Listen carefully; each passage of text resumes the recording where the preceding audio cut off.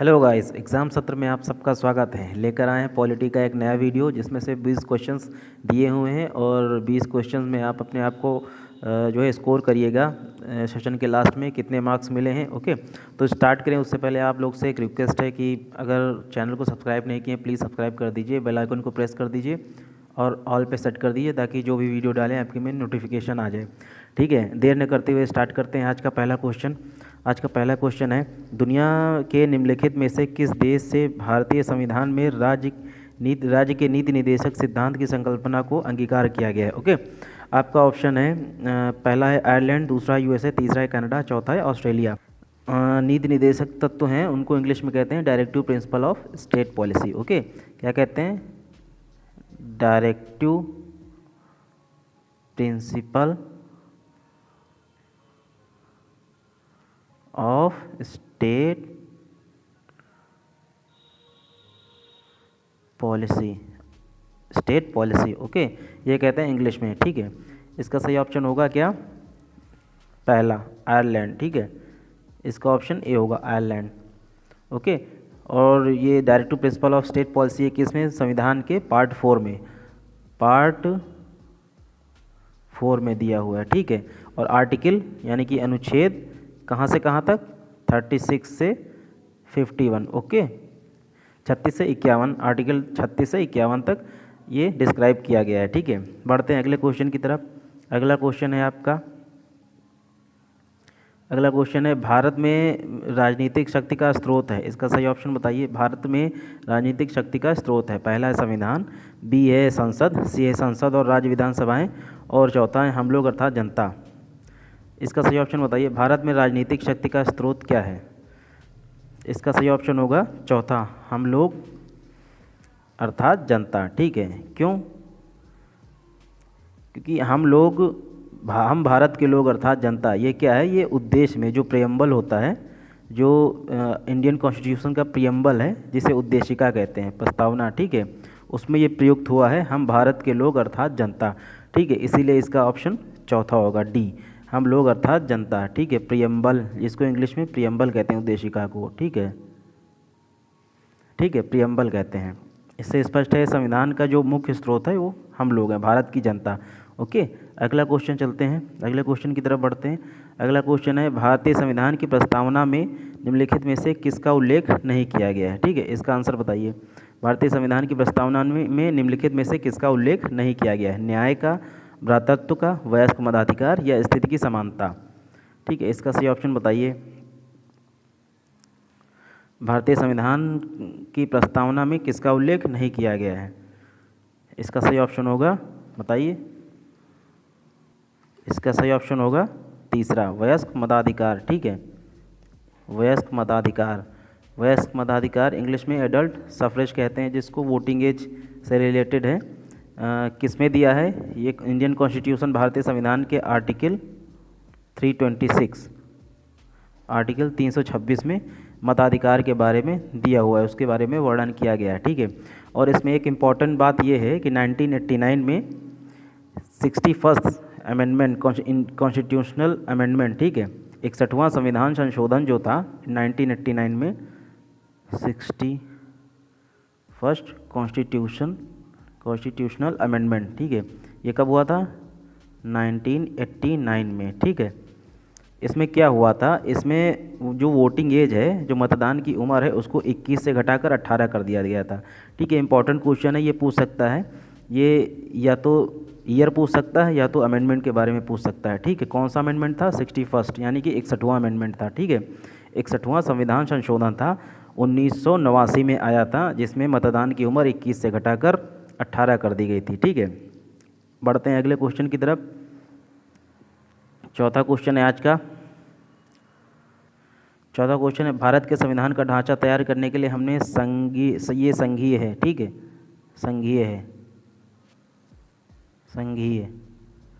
संघीय व्यवस्था की योजना किस देश से ली है? यानी कि फेडरल सिस्टम, फेडरल सिस्टम किस देश से लिया गया है? ठीक है, यूएसए से, यूके से, कनाडा से, स्विट्जरलैंड से। ठीक है, इसका सही ऑप्शन बताइए। फेडरल सिस्टम, संघीय व्यवस्था, संघीय व्यवस्था किस देश से ली गई है? इसका सही ऑप्शन होगा सी, कनाडा। ठीक है, कनाडा से लिया गया है। ठीक है, कनाडा के संविधान से ग्रहण किया गया है। ठीक है, संघीय व्यवस्था कनाडा से लिया गया है। फंडामेंटल राइट्स यानी कि मूल अधिकार, फंडामेंटल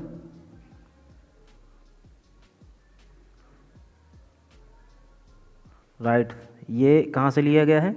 ये अमेरिका से लिया गया। ठीक है, और कॉन्स्टिट्यूशनल अमेंडमेंट यानी कि संविधान संशोधन, ठीक है, ये कहाँ से लिया गया है? ये साउथ अफ्रीका से लिया गया है। ठीक है, बढ़ते हैं नेक्स्ट क्वेश्चन की तरफ। पांचवा क्वेश्चन है आज का, राष्ट्रपति द्वारा राज्यसभा के सदस्यों के नामांकन के नियम किस देश के संविधान से लिए गए हैं? ठीक है, इसका सही ऑप्शन बताइए। राष्ट्रपति द्वारा राज्यसभा के सदस्यों के नामांकन का नियम किस देश के संविधान से लिया गया है? इसका सही ऑप्शन बताइए। पहला है संयुक्त राज्य अमेरिका, दूसरा है आयरलैंड, तीसरा है दक्षिण अफ्रीका या चौथा है फ्रांस? इसका बताइए। इसका सही ऑप्शन होगा आयरलैंड। ठीक है, बी होगा, इसका सही ऑप्शन बी होगा। ठीक है, आयरलैंड से अभी एक और क्वेश्चन आया था, क्या लिया गया है? Directive principle of state policy, Bharat के नीति निर्देशक तत्व। ठीक है, वो भी आयरलैंड से लिया गया है। ठीक है, आयरलैंड से और क्या लिया गया है? राष्ट्रपति के निर्वाचन मंडल की व्यवस्था भी ली गई है, और इमरजेंसी जो आपातकालीन उपबंध है वो भी आयरलैंड से लिया गया है। ठीक है, बढ़ते हैं अगले क्वेश्चन की तरफ। आज का छठवां क्वेश्चन है, सिक्स्थ है, भारतीय संविधान में समवर्ती सूची यानी कि कॉन्करेंट लिस्ट, इसको क्या कहते हैं? Concurrent list. ठीक है, कॉन्करेंट लिस्ट, इसको कहते हैं कॉन्करेंट लिस्ट इंग्लिश में। ठीक है, समवर्ती सूची किसके संविधान से ली गई है? भारतीय संविधान में समवर्ती सूची किसके संविधान से ली गई है? इसका सही ऑप्शन बताइए। पहला है संयुक्त राज्य अमेरिका, दूसरा है कनाडा, तीसरा है जर्मनी या चौथा है ऑस्ट्रेलिया। समवर्ती सूची कॉन्करेंट लिस्ट कहाँ से लिया गया है? इसका सही ऑप्शन होगा ऑस्ट्रेलिया। ठीक है, डी, इसका डी ऑप्शन सही होगा, ऑस्ट्रेलिया से लिया गया है। ठीक है, देखो भारतीय संविधान में तीन सूचियाँ हैं। ठीक है, सातवीं अनुसूची में तीन सूचियाँ हैं। पहला है समवर्ती सूची जिसे कॉन्करेंट लिस्ट कहते हैं, एक है राज्य सूची जिसे स्टेट लिस्ट कहते हैं, एक है संघ सूची जिसे यूनियन लिस्ट कहते हैं। ठीक है, तीन सूचियाँ ली गई हैं, समवर्ती सूची ऑस्ट्रेलिया से ली गई है। ठीक है, और तीनों अनुसूचियाँ किस आर्टिकल में हैं? आर्टिकल बताइए। 246। ये तीनों अनुसूचियाँ जो हैं, एक है समवर्ती,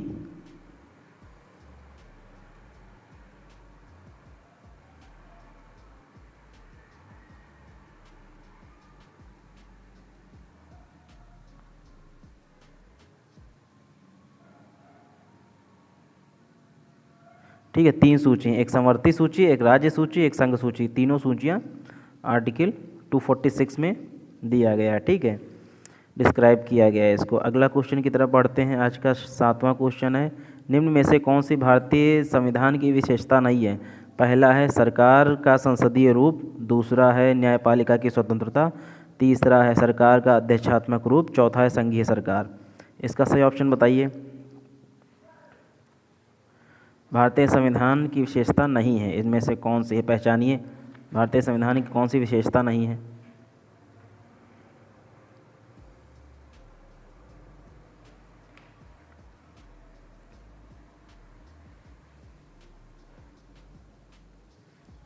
इसका सही ऑप्शन होगा सी, सरकार का अध्यक्षात्मक रूप। ठीक है, इसका सही ऑप्शन सी होगा, सरकार का अध्यक्षात्मक रूप। बाकी ये तीनों संविधान की विशेषता हैं, सरकार का संसदीय रूप, न्यायपालिका की स्वतंत्रता और संघीय सरकार। ठीक है, ये तीनों हैं। बढ़ते हैं नेक्स्ट क्वेश्चन की तरफ। अगला क्वेश्चन है, भारतीय संविधान कैसा है? भारतीय संविधान कैसा है ये बताइए। भारतीय संविधान कैसा है ये बताइए। भारतीय संविधान कैसा है ये बताइए। पहला है संघीय है, दूसरा अर्धसंघीय संघीवत, और तीसरा है एकात्मक, और चौथा है राष्ट्रपति शासन प्रणाली। कैसा है भारतीय संविधान, कैसा है ये बताइए। भारतीय संविधान कैसा है ये क्वेश्चन पूछा है। ठीक है, भारतीय संविधान कैसा है? ऑप्शन ए संघीय, ऑप्शन बी अर्धसंघीय संघीवत, ऑप्शन सी एकात्मक, या ऑप्शन डी राष्ट्रपति शासन प्रणाली। ठीक है, इसका सही ऑप्शन बताइए। इसका सही ऑप्शन होगा अर्धसंघीय संघीवत। ठीक है, अर्धसंघीय संघीवत, क्योंकि भारतीय संविधान न तो पूरी तरह से संघात्मक है, मतलब फेडरल ठीक है, और ना ही एकात्मक है, मतलब कि यूनिटरी। ठीक है, ये दोनों का मिश्रण है, दोनों चीज़ें हैं, इसीलिए अर्थसंघीय इसको भारतीय संविधान को कहा गया है। ठीक है, भारतीय संविधान अर्थसंघीय है। ठीक है। ठीक है, बढ़ते हैं अगले क्वेश्चन की तरफ। 9वां क्वेश्चन है आज का, संविधान के अंतर्गत भारतीय लोकतंत्र के आदर्शों को हम कहाँ देख सकते हैं? नंबर 1 ए प्रस्तावना भाग, और बी ऑप्शन है भाग 3, सी ऑप्शन है भाग 4 और डी ऑप्शन है भाग 1। ठीक है, संविधान के अंतर्गत भारतीय लोकतंत्र के आदर्शों को हम कहाँ देख सकते हैं? सिंपल क्वेश्चन है, इसका सही ऑप्शन बताइए। इसका सही ऑप्शन होगा ए प्रस्तावना। ठीक है, ओके। बढ़ते हैं अगले क्वेश्चन की तरफ। 10वां है आज का 10वां क्वेश्चन, निम्न में से किसको धर्मनिरपेक्ष राज्य कहा जाएगा? ये भी सिंपल क्वेश्चन है। ऑप्शन ए है एक विशिष्ट धर्म का पालन करने वाला राज्य, ऑप्शन बी है धर्म विरोधी राज्य, ऑप्शन सी धर्मों के बीच भेदभाव ना करने वाला राज्य, ऑप्शन डी सभी धर्मों को राज्य के धर्म मानने वाला राज्य। इसका सीधा सीधा आंसर धर्मों के बीच भेदभाव ना करने वाला राज्य। ठीक है, ऑप्शन सी होगा। ठीक है, बढ़ते हैं अगले क्वेश्चन की तरफ। अगला क्वेश्चन है आज का 11वां क्वेश्चन है, विधि का शासन की संकल्पना कहाँ की संवैधानिक प्रणाली की एक विशिष्टता है? ठीक है, इसका बताइए। इसका बताइए, विधि का शासन की संकल्पना कहाँ की संवैधानिक प्रणाली की एक विशेषता है? विशिष्टता है या विशेषता है, एक ही बात है। Option A Britain, option B USA, option C France या ऑप्शन डी स्विट्जरलैंड। ठीक है, इसका ऑप्शन होगा ए। ठीक है, इसका ऑप्शन ब्रिटेन होगा। ठीक है, विधि का शासन, रूल ऑफ लॉ या कानून का शासन,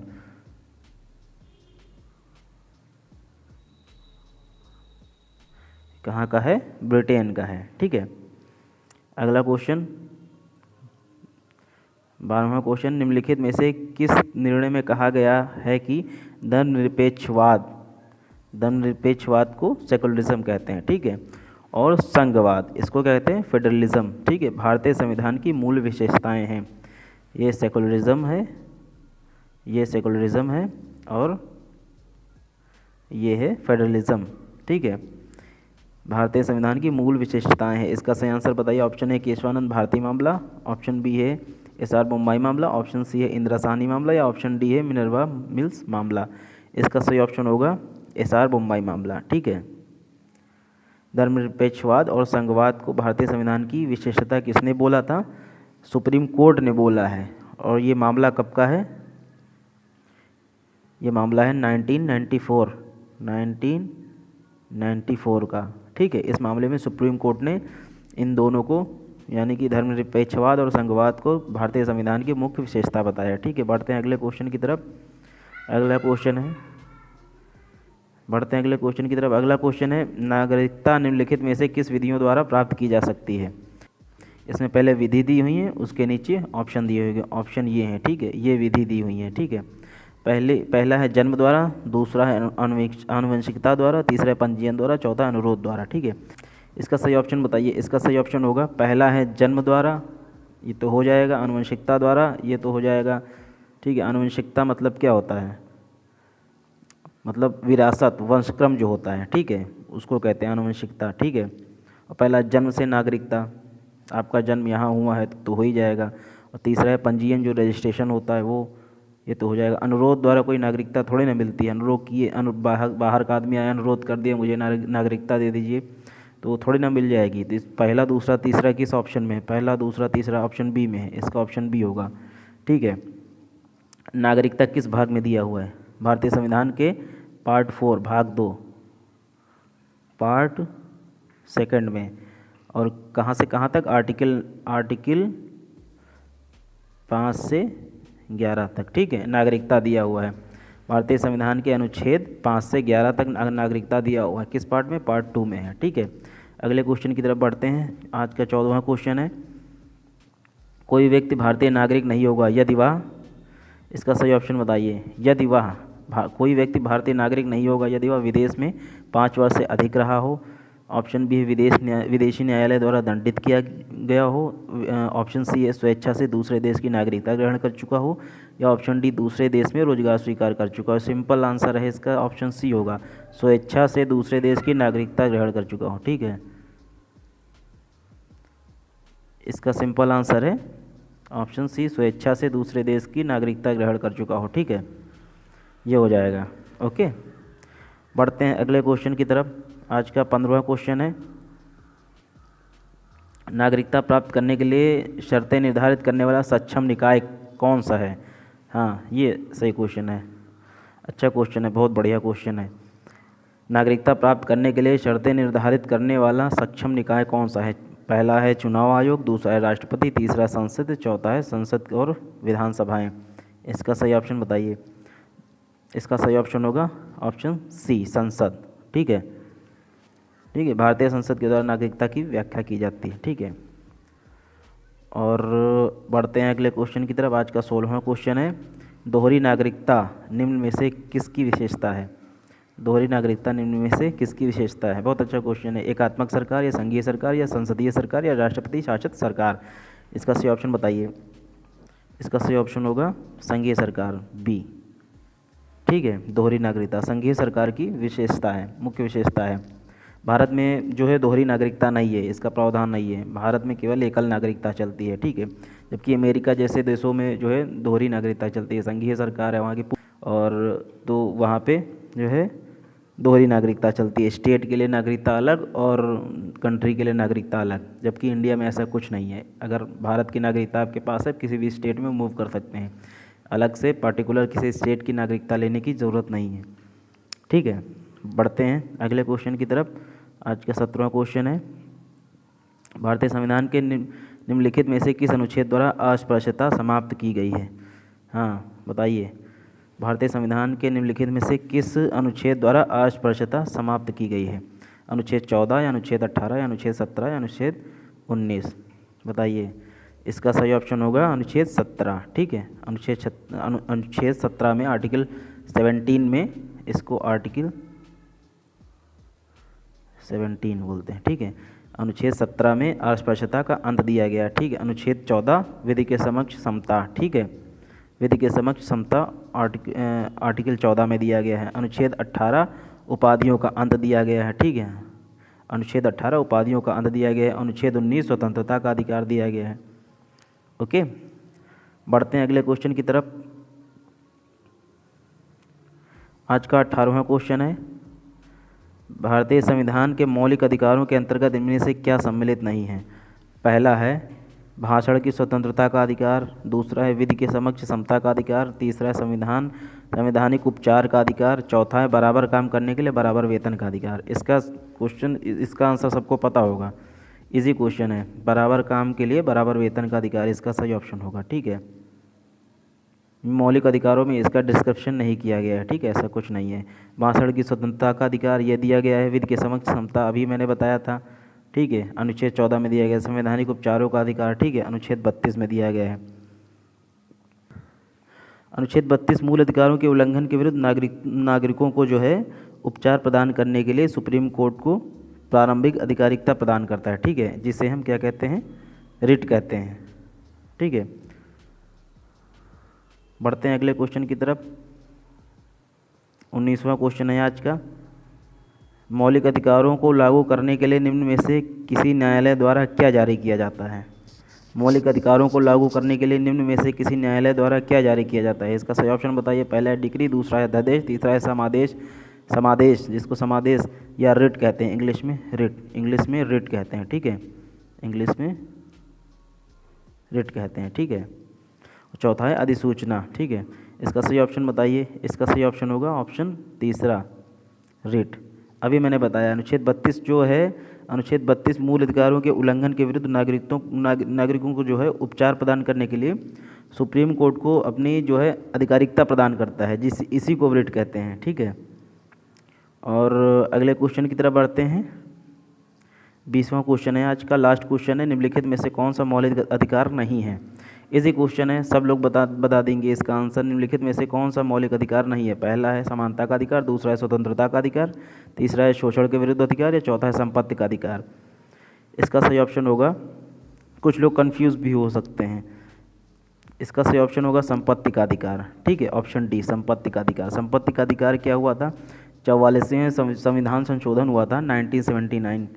ठीक है, 44th कॉन्स्टिट्यूशनल अमेंडमेंट 1979। ठीक है, 1979 में हुआ था 44वां संविधान संशोधन। इसमें क्या हुआ था, अनुच्छेद 31 को मौलिक अधिकार की सूची से हटाकर इसको 300 आर्टिकल 300 में डाला गया था। किस रूप में, कानूनी अधिकार के रूप में, ठीक है। पहले किस आर्टिकल में था, पहले था ये आर्टिकल 31 में था, ठीक है।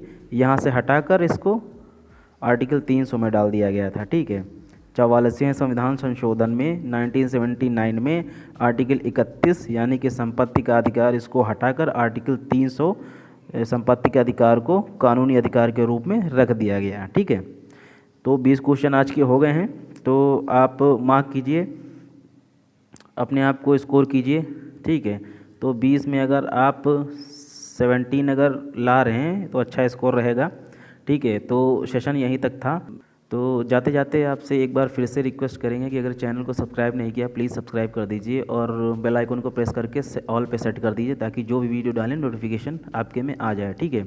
तो मिलते हैं नेक्स्ट वीडियो में, ठीक है। तब तक के लिए बाय बाय, टेक केयर।